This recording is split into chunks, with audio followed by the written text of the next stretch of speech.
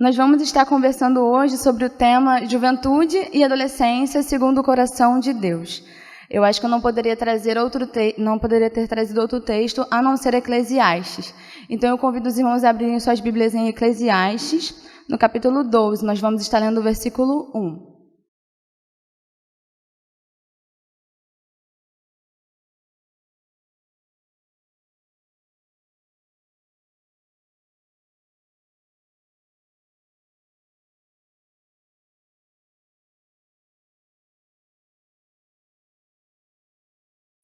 Eu peço que os irmãos mantenham suas Bíblias abertas, que nós vamos ler bastante textos bíblicos hoje. Então, nós vamos estar juntos, passando por alguns textos e seguindo no conhecimento e no entendimento da Bíblia. Eclesiastes 12, 1 diz assim: Lembre-se do seu Criador nos dias da sua juventude, antes que venham os dias difíceis e se aproximem os anos em que você dirá, não tenho satisfação neles. Vamos orar, irmãos. Senhor, obrigada, Pai, pela Tua palavra, obrigada, Senhor, pelos Teus ensinamentos, obrigada, Pai, pelo Teu cuidado conosco. Seja, Senhor, falando nos nossos corações e que, apesar de mim, o Senhor esteja falando aqui hoje, Pai. Seja comigo, seja, Senhor, com o coração de cada pessoa que nesse momento vai estar recebendo, Senhor, a Tua palavra. Em nome de Jesus que eu oro, pedindo a Sua misericórdia. Amém. Eu acho que eu não poderia ter trazido outro texto, porque esse versículo de Eclesiastes, ele sempre fala muito aos nossos corações e é um texto muito usado quando se trata de juventude. Nós podemos entender a juventude como abrangendo tanto os adolescentes quanto os jovens, porque a juventude ela tem o significado de desde a infância até a formação completa do seu organismo, e isso envolve várias questões biológicas, fisiológicas, enfim, mas não cabe a gente discutir isso aqui hoje, Mas quando eu mencionar juventude, eu estarei mencionando tanto os jovens quanto os adolescentes e todos aqueles que ainda se consideram jovens, e que podem se considerar jovens. Então, os irmãos sintam-se à vontade nesse momento. Quando a gente fala de viver a juventude e a adolescência segundo o coração de Deus, a gente consegue perceber que existe um senso comum na sociedade. Quando eu digo sociedade, eu digo o mundo, as pessoas, a sociedade que ainda não se voltou para Deus. Existe um senso de que isso é perder a sua juventude. Existe a ideia de que você estar dentro da igreja sendo jovem, sendo adolescente, é porque você está perdendo a sua juventude, é porque você está perdendo a sua adolescência, você não está aproveitando a parte boa da vida. E justamente a pergunta que nos fazem quando nós falamos sobre estar na igreja e ser jovem, ser adolescente é: por que eu faria isso? Por que eu perderia a minha juventude? Por que eu perderia a minha adolescência vivendo segundo o coração de Deus? Qual é o motivo? Por que eu faria isso? Então existe lá fora um senso comum de que isso é perder a sua vida, é perder a sua juventude, Porque realmente, na juventude, ontem, eu não lembro se foi ontem, mas teve algum dia que algum irmão mencionou aqui que nós temos, na juventude nós temos tempo, temos disposição, mas não temos dinheiro. Aí quando chega lá na frente, nós temos dinheiro, mas não temos tempo e nem disposição. Então, assim, é bem complicado, São fases da vida, e isso é muito comum de acontecer. Mas, de fato, esse é um entendimento que existe, que estar dentro da igreja é perder a sua juventude e a sua adolescência. E a pergunta que eu faço, na verdade, é: por que não ganhar a sua juventude e a sua adolescência vivendo segundo o coração de Deus? Por que não fazer isso? E aí, o que eu queria trazer para os irmãos hoje é que muitas pessoas, não somente jovens, não somente adolescentes, muitas vezes crianças também, infelizmente, passam por indagações na sua vida. Muitas vezes nós vemos jovens, adolescentes, adultos, idosos que não veem mais sentido na vida e querem sempre questionar o porquê das coisas. Vivem angustiados, com o coração amargurado, porque não conseguem entender o porquê das coisas. Não conseguem ter uma resposta, seu coração se sente de fato angustiado. E isso assola toda a comunidade, toda a sociedade, todo mundo. Nós podemos perceber que a ansiedade, a depressão, a síndrome de pânico são fatores que afetam diretamente nossa juventude, são fatores que afetam diretamente a nossa sociedade como um todo. Isso é muito triste. Quantos jovens, quantos adolescentes nós vemos que simplesmente desistem de viver? É simplesmente isso. Eles desistem de viver. Gente, como isso é triste, irmãos, como isso sabe, é inexplicável uma situação dessa. É difícil da gente compreender. E é justamente por isso que esses jovens e esses adolescentes tiram suas próprias vidas, ou não veem mais sentido em viver, ou até mesmo não veem sentido em estudar, não veem sentido em trabalhar, não veem sentido em formar uma família. Eu estava pensando em casa e, antigamente, né, quando nós éramos mais jovens, mais novos, na verdade, né, crianças, para adolescentes e tudo mais, um simples por que não resolvia o nosso problema, né? Porque a gente pedia alguma coisa para a mãe, para o pai, para alguém, e a pessoa falava, não vou te dar isso. E a gente perguntava, por que você não vai me dar? E a pessoa respondia, por que não? E aí a gente ficava quietinho, né? Tá bom, porque não é porque não, então não vai rolar.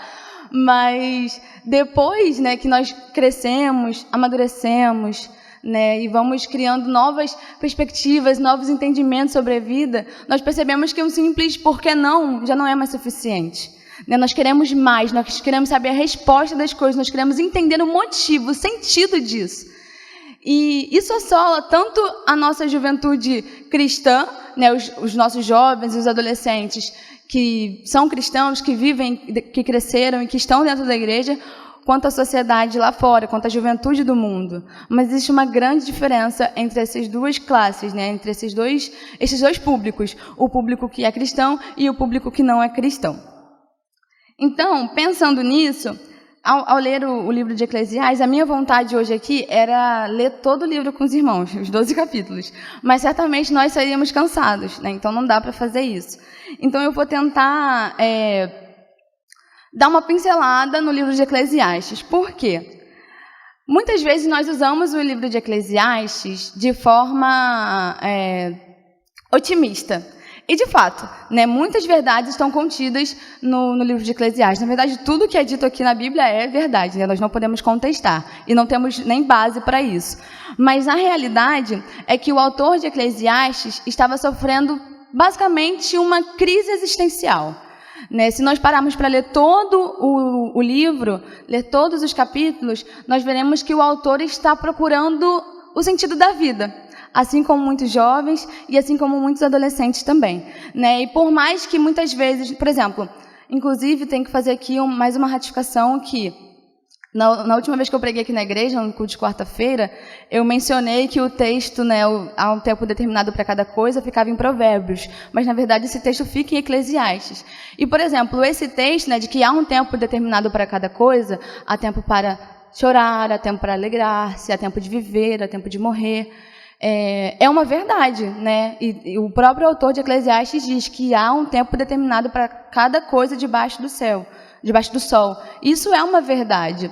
Né? Mas quando o autor, se nós pararmos para ler todo o capítulo 3 de Eclesiastes, quando o autor traz isso, ele fala de uma forma assim, um pouco pessimista, porque ele está vivendo uma crise tão complicada, né, que ele está assim, se existe um tempo determinado para cada coisa, se já está tudo planejado, se já está tudo arquitetado, se vai ter o tempo disso e o tempo disso, por que eu vou fazer isso? Por que eu vou me preocupar com isso? Por que eu vou me entristecer com isso? Por que eu vou me estressar com isso?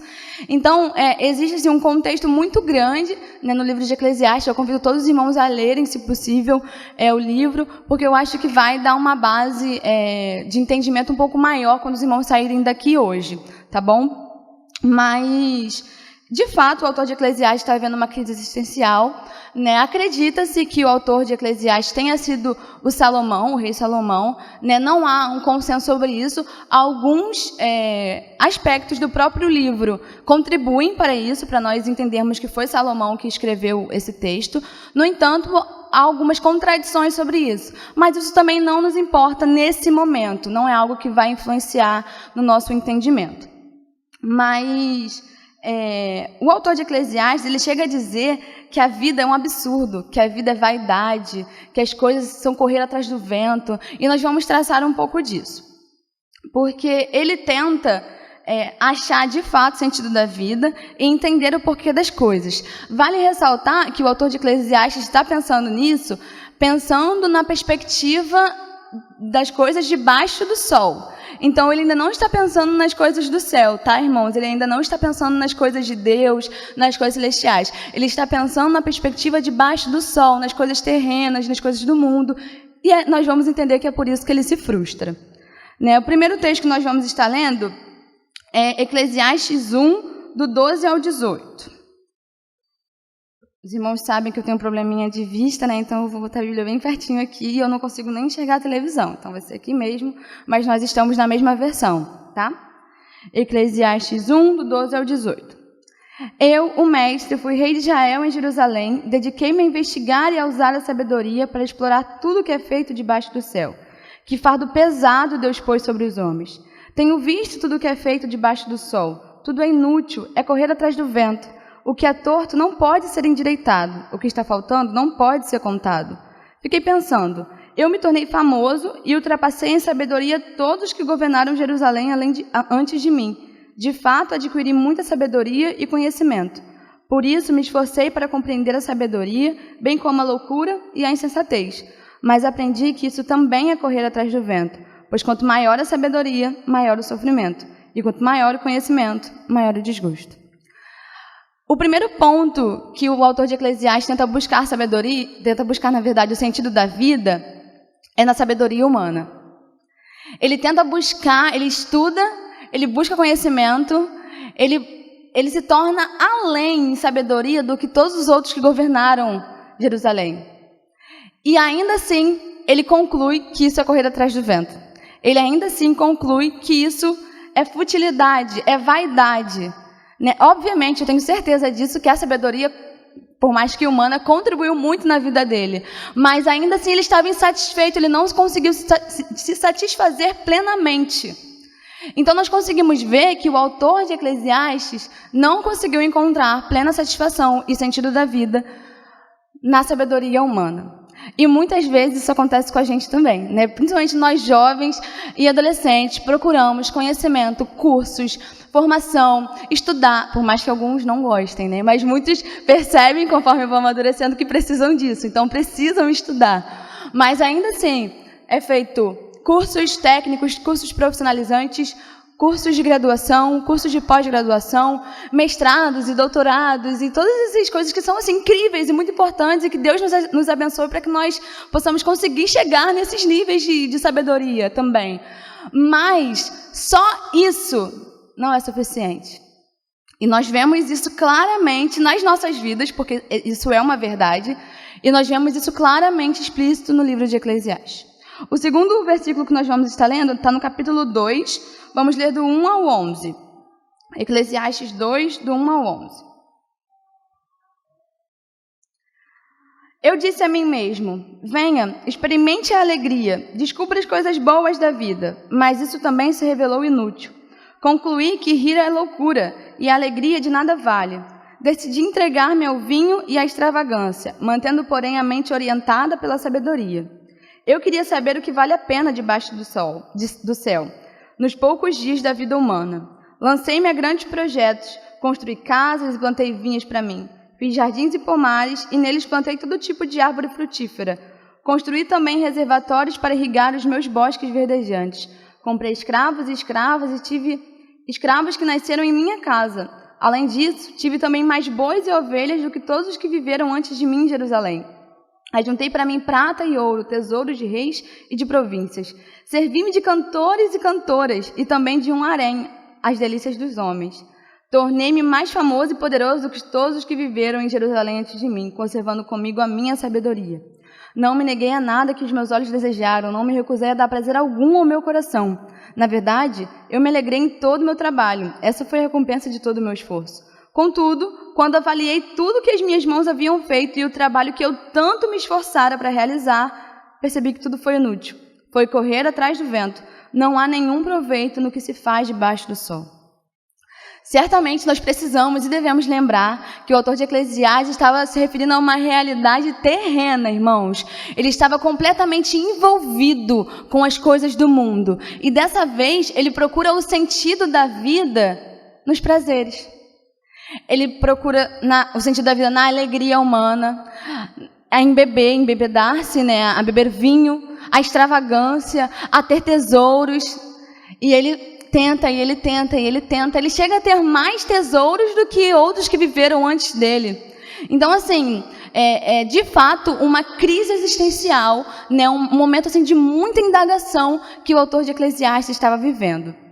E nós podemos perceber, até mesmo ao longo do texto, que ele diz que isso não tem sentido algum, que não há, isso é um absurdo, porque você acumula tesouros e uma hora você morre, e aí você perde todos os tesouros que você acumulou, ou fica para o seu filho, ou ele é dado para outras pessoas.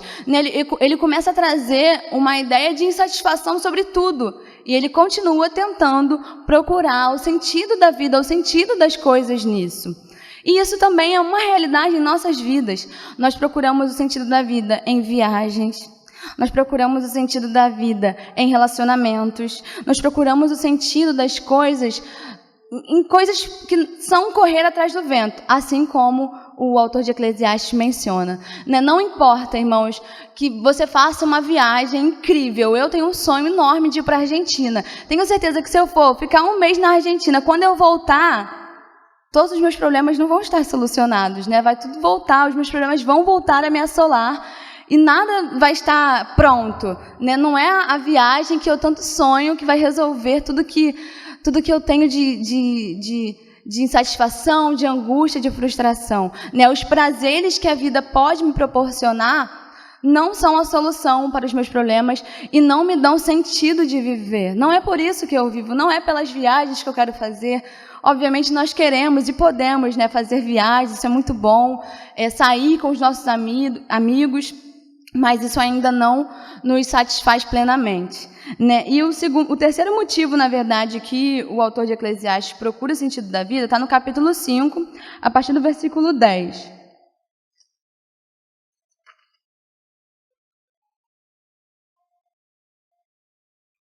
Do 10 ao 15, diz assim: quem ama o dinheiro jamais terá o suficiente. Quem ama as riquezas jamais ficará satisfeito com seus rendimentos.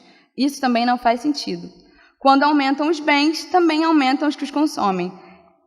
E que benefício trazem os bens a quem os possui, se não dar um pouco de alegria a seus olhos? O sono do trabalhador é ameno, quer coma pouco, quer coma muito. Mas a fartura de um homem rico não lhe dá tranquilidade para dormir. Há um mal terrível que vi debaixo do sol, riquezas acumuladas para a infelicidade do seu possuidor. Se as riquezas dele se perdem num mau negócio, nada ficará para o filho que lhe nascer. O homem sai nu do ventre de sua mãe, e como vem, assim vai. De todo o trabalho em que se esforçou, nada levará consigo.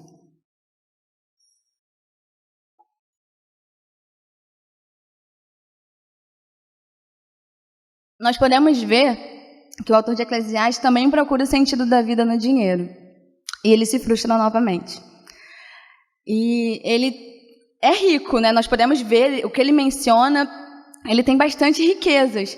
E isso não foi suficiente para ele. O que ele diz é que, por mais que o rico tenha fartura durante a noite, quando ele for deitar para dormir, isso não solucionou nada. Tudo volta na cabeça da pessoa. Ele ainda não está satisfeito. Então, nós podemos ver que ele já procurou satisfação na sabedoria humana, no conhecimento, na inteligência, e não conseguiu. Nós podemos ver que ele também procurou nos prazeres da vida e não conseguiu. E no dinheiro não foi diferente também. Isso não trouxe para ele plena satisfação. Nós podemos ver que está faltando alguma coisa na vida desse autor. Nós podemos ver que está faltando um algo a mais. E é isso muitas vezes que acontece nas nossas vidas. Nós não podemos colocar toda a nossa energia, toda a nossa juventude, todos os nossos esforços em coisas que são correr atrás do vento, são vaidade, e não adianta fugir. Não importa a viagem que você faça, não importa o emprego que você ganhe, não importa o tanto de conhecimento que você se forme, se você não tiver a Deus, isso não será nada, isso não será suficiente, você não conseguirá ter plena satisfação. E nós já entenderemos o porquê disso. O último lugar que o autor de Eclesiastes busca sabedoria, busca, na verdade, o sentido da vida, nós vamos encontrar no capítulo 8 de Eclesiastes, e vamos dar uma lida nos versos 14 a 17. Diz assim: há mais uma coisa sem sentido na terra, Justos que recebem o que os ímpios merecem e ímpios que recebem o que os justos merecem. Isto também, penso eu, não faz sentido. Por isso que recomendo que se desfrute a vida, porque debaixo do sol não há nada melhor para o homem do que comer, beber e alegrar-se. Sejam esses os seus companheiros no seu duro trabalho durante todos os dias da vida que Deus lhe der debaixo do sol. Quando voltei a mente para conhecer a sabedoria e observar as atividades do homem sobre a terra, daquele cujos olhos não veem sono nem de dia nem de noite, percebi tudo o que Deus tem feito. Ninguém é capaz de entender o que se faz debaixo do sol. Por mais que se esforce para descobrir o sentido das coisas, o homem não o encontrará. O sábio pode até afirmar que entende, mas na realidade não o consegue encontrar. Quando o autor de Eclesiastes está mencionando essa última parte do capítulo 8, depois eu recomendo os irmãos lerem o capítulo 8 e o capítulo 9 para entender completamente esse contexto. Ele está basicamente se firmando em uma sabedoria provisória, digamos assim. Ele está tão angustiado, ele está tão frustrado com tudo que tem acontecido, que ele coloca um sentido de assim, mais ou menos assim. Quer saber? Eu vou só viver. Eu vou só viver o simples, não vou me aprofundar. Se tiver problema do lado de lá, eu vou esquecer. Se tiver problema do lado de cá, eu vou esquecer. E eu vou só aqui, ó. Eu vou só viver aqui, ó. Vou ficar aqui nessa perspectiva. Sabe, eu não preciso me aprofundar, eu não preciso me estressar, eu não preciso ficar triste.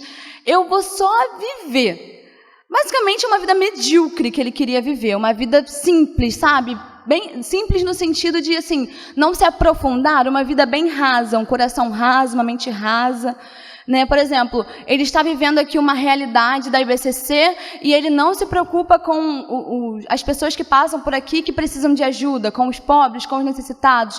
Ele só consegue ver os problemas dele e isso também não o estressa tanto. Sabe, é uma vida bem rasa, uma pessoa que não se aprofunda, uma pessoa medíocre. E ainda assim ele se encontra insatisfeito, porque ele não consegue ver sentido nisso. E ele vê que Deus continua no controle de tudo. Nós podemos ver, e o autor de Eclesiastes explana isso, que ele acredita em Deus, inclusive ele nos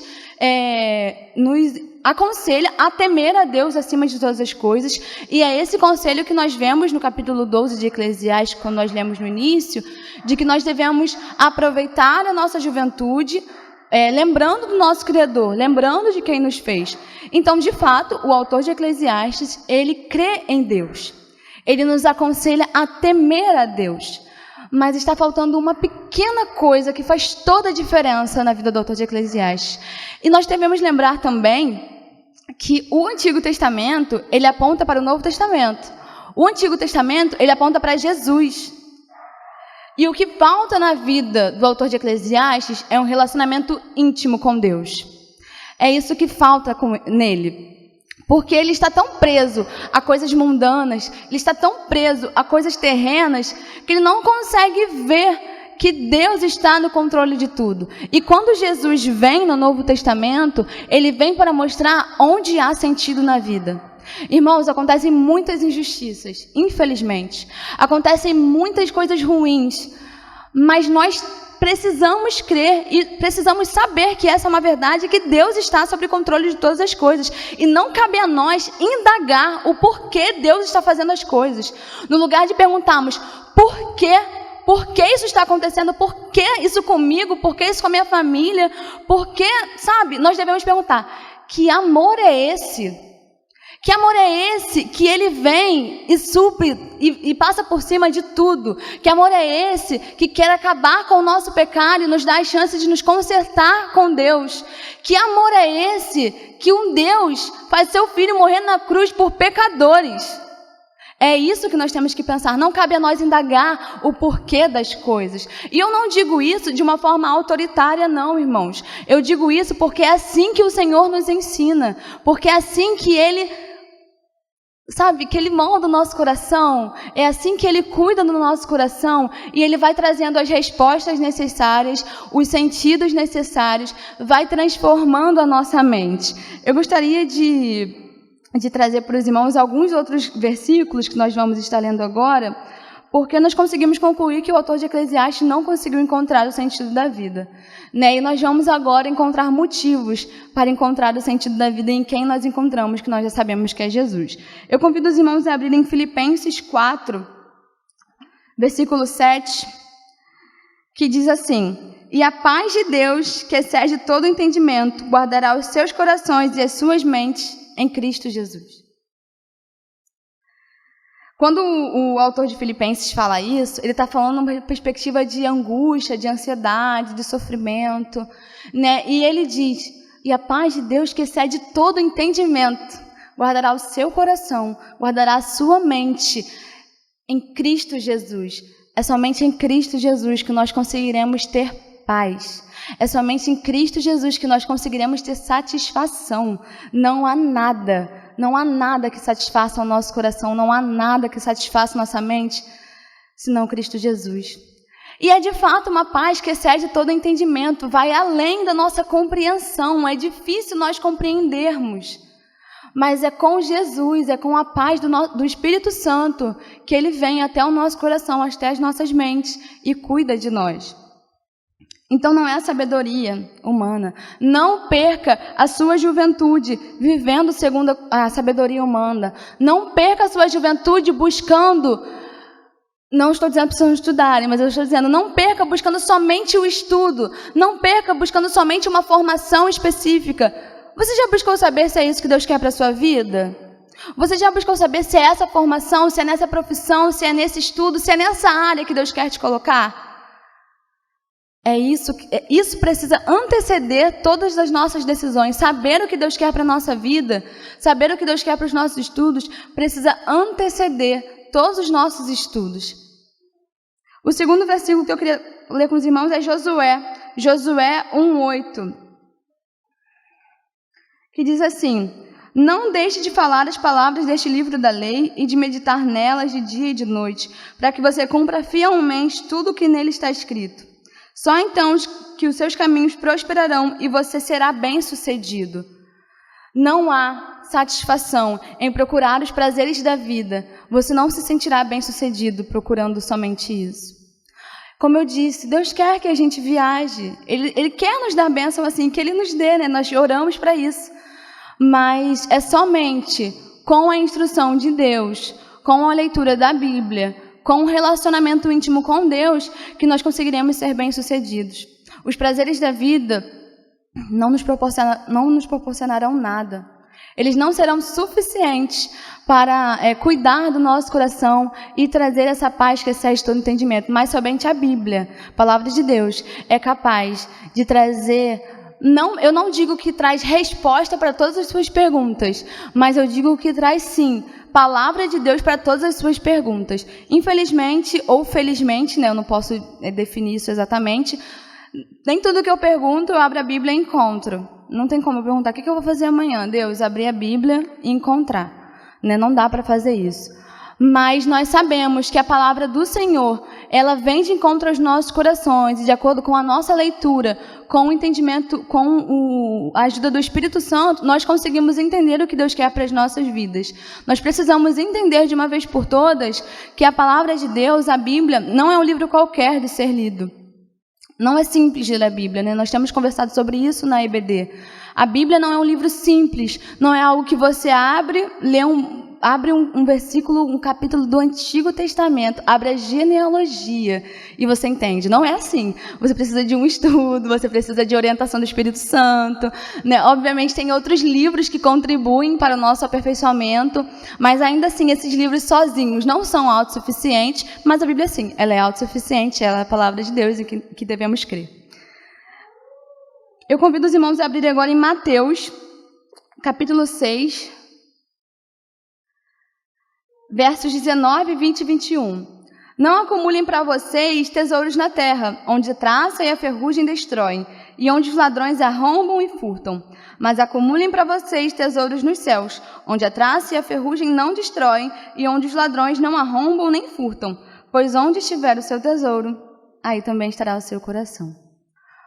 Onde tem estado o seu coração? Jovem, adolescente, onde você tem colocado o seu coração?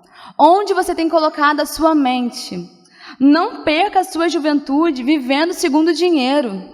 Isso não levará a nada, isso é vaidade, é correr atrás do vento. O dinheiro é ótimo, né? Nós podemos fazer muitas coisas com o dinheiro. Realmente é bênção de Deus e muitas coisas movimentam o dinheiro. Na verdade, o dinheiro movimenta muitas coisas. Mas o dinheiro não movimenta o mundo, não, irmãos. O dinheiro comprou cura para a Covid-19? O dinheiro comprou coisas boas para o mundo como um todo? Cura de câncer? Não, irmãos. O que movimenta o mundo é Deus. O que movimenta as nossas vidas é Deus. E nós precisamos enxergar isso, não só na forma de falar, não. Eu digo isso para mim mesma. Nós não podemos dizer, ai, Deus movimenta todas as coisas. E chega na hora do vamos ver, a gente quer dinheiro, a gente quer satisfação acadêmica, a gente quer coisas específicas que não envolvem a Deus. Isso precisa ser praticado nas nossas vidas, irmãos, é convencer a si mesmo, é lutar contra a sua própria mente, lutar contra a sua própria carne. Quando disser, eu preciso disso, eu preciso dessa formação acadêmica, eu preciso desse estágio, eu preciso disso, eu preciso da vontade de Deus sobre a minha vida. É disso que eu preciso. E nada vai além disso. Eu não falo isso também no sentido de que, faça a vontade de Deus e você será recompensado, né? Você será abençoado, você terá uma prosperidade financeira imensa. Faça a profissão que Deus mandar e você será rico. Não é isso que eu estou querendo dizer, porque isso não vai acontecer na maioria das vezes, né? Mas Deus nos abençoa, irmãos. Nós fazemos a vontade de Deus e Deus nos abençoa sim.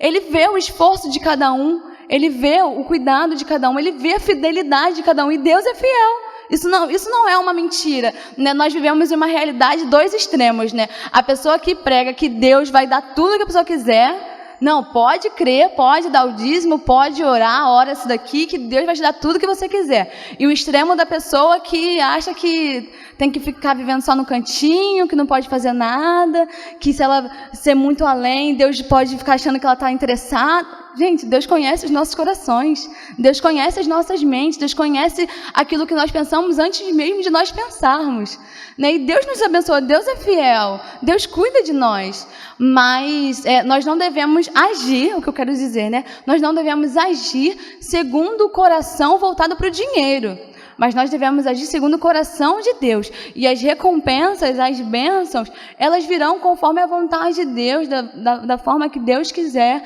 e nós conseguiremos ver isso. Nós conseguiremos ver o poder da mão de Deus sobre as nossas vidas. Por último, eu convido os irmãos a abrirem 2 Timóteo 3, versos 14 e 15, que diz assim: quanto a você, porém, permaneça nas coisas que aprendeu e das quais tem convicção, pois você sabe de quem o aprendeu. Porque desde criança você conhece as sagradas letras, que são capazes de torná-lo sábio para a salvação, mediante a fé em Cristo Jesus. Não perca a sua juventude vivendo segundo a sabedoria provisória. Não perca a sua juventude, sabe? É igual aquele acessório, digamos assim, que o cavalo usa, né? Que só o permite olhar para frente. Não perca a sua juventude vivendo assim. Não perca a sua juventude visando só algo que te interessa por pleno egoísmo, sabe? Pleno egocentrismo. Não perca a sua juventude vivendo isso, porque isso não vai te levar a nada.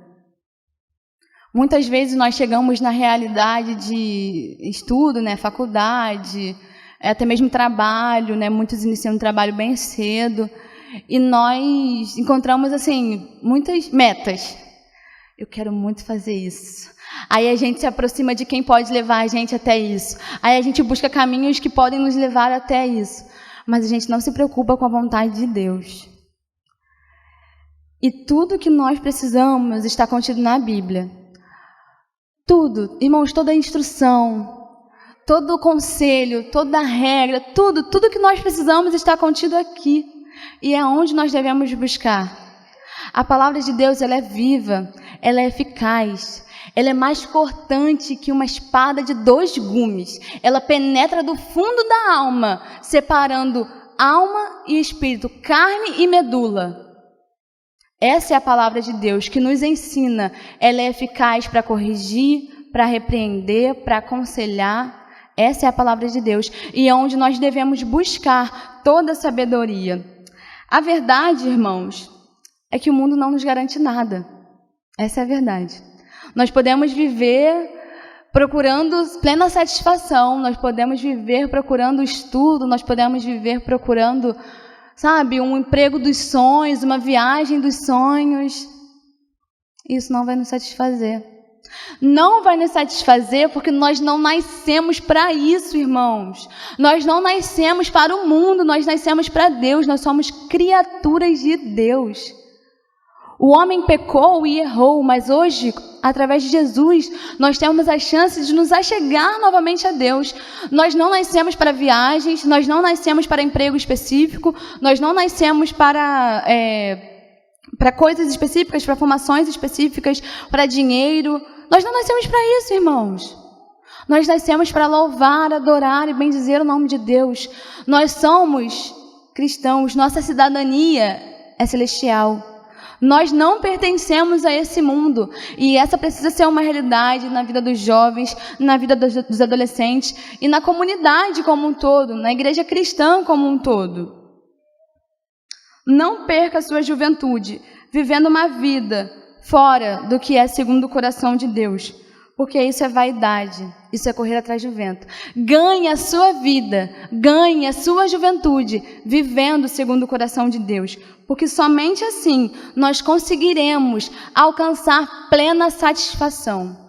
Não porque nós teremos resposta para tudo, não porque nós teremos resposta para as nossas vaidades, não porque nós teremos nosso ego massageado, não.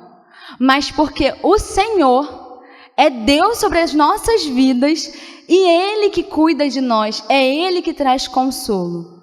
Quando você se sentir triste, quando você se sentir angustiado, busque a Deus.